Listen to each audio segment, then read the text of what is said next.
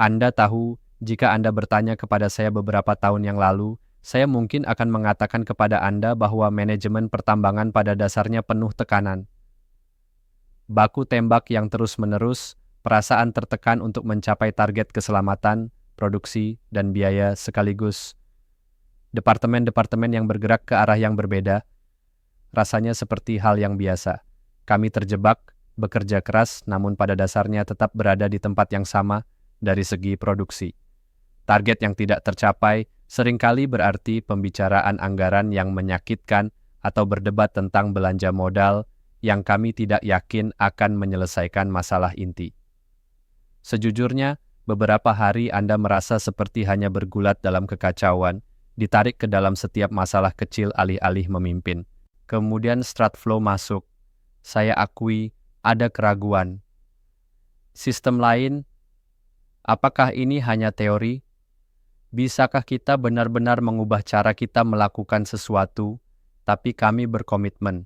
Kami mulai melihat seluruh operasi kami secara berbeda, sebagai satu sistem yang terhubung. Kami belajar tentang teori kendala, menemukan hambatan kami yang sebenarnya yang tidak kami duga sebelumnya, dan mulai mengelola segala sesuatunya agar tetap berjalan dengan lancar. Hal ini berarti memperkenalkan penyangga strategis, seperti mengelola persediaan ROM kami dengan benar untuk menyerap serangan dan variabilitas harian. Perubahan terbesar bagi kami sehari-hari, Flow Room. Pertemuan harian yang sederhana dan terfokus itu mengubah cara kami bekerja. Tiba-tiba, semua orang, bagian penambangan, pemeliharaan, pengolahan, melihat gambaran yang sama, berfokus pada tujuan yang sama, melindungi aliran yang mengalami kemacetan. Silo-silo mulai runtuh karena kami berkoordinasi secara proaktif, melihat potensi masalah beberapa hari ke depan, alih-alih bereaksi saat masalah itu terjadi. Hasilnya, itu jujur saja, mereka masih membuat saya tercengang.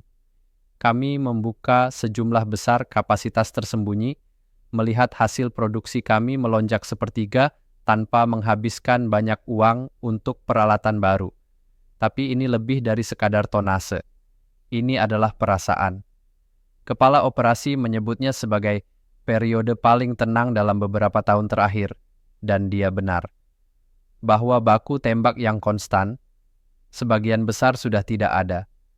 Keputusan menjadi lebih tenang, lebih terencana. Para kru juga merasakannya.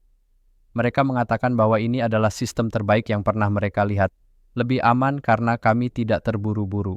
Bagi saya pribadi, tingkat stresnya jauh berkurang.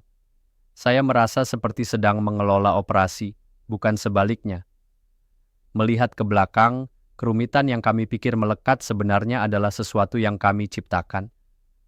Pendekatan ini menyederhanakan banyak hal. Sekarang, ketika orang bertanya kepada saya tentang hal ini, hal utama yang saya dengar dari diri saya sendiri dan apa yang saya dengar dari tim saya adalah, mengapa kita tidak melakukan ini lebih cepat? Saran saya, jika Anda merasa terjebak dalam siklus pemadaman kebakaran dan target yang tidak tercapai, lakukan saja. Anda mungkin akan terkejut dengan potensi yang sudah Anda miliki.